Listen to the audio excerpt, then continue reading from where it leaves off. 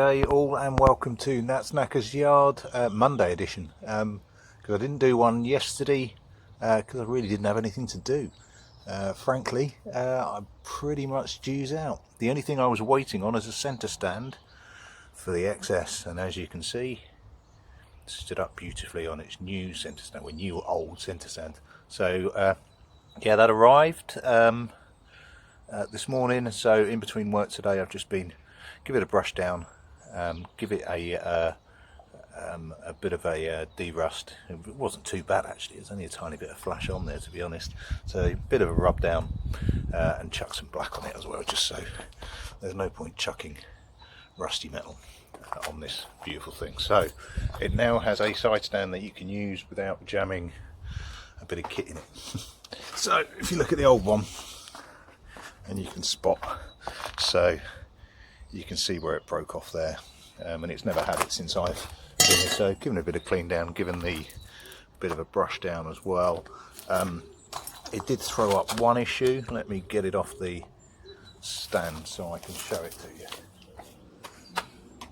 Oh, it's not like this. It used to build it last.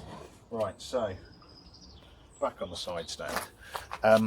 Now I had an issue, and I don't know why it might have been why somebody snapped it off, frankly.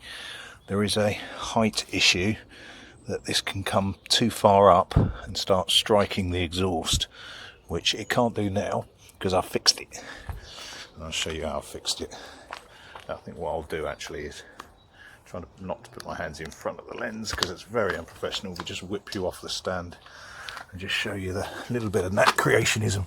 As you can see under there, bolted on to a spare bolt on the engine mount, on the exhaust mount, is an L piece of metal and a rubber stopper.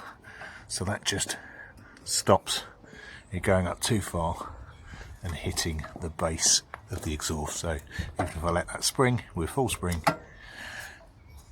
it doesn't hit the exhaust, it just hits the rubber.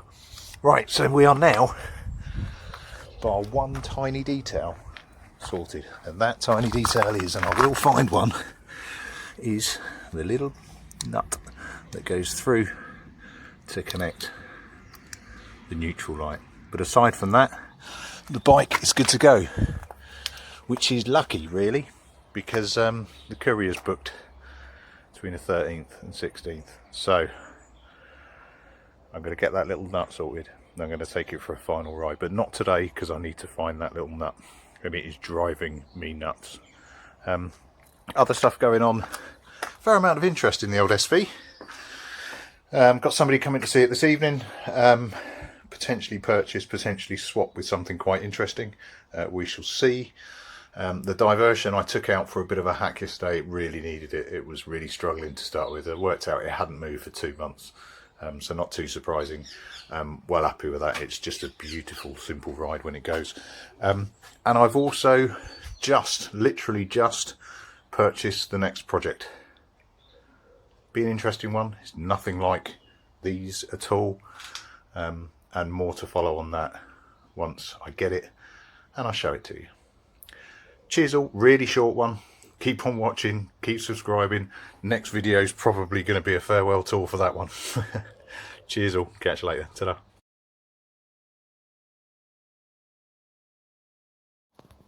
Good evening and welcome to Nat's Knacker's Yard After Dark. And this is the reincarnation of the SV650 because I've just swapped.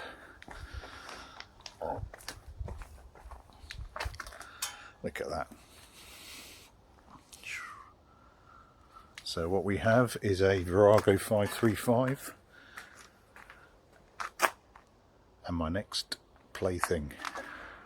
I don't know what I'm going to do with it. No idea, but I can never turn down a cruiser.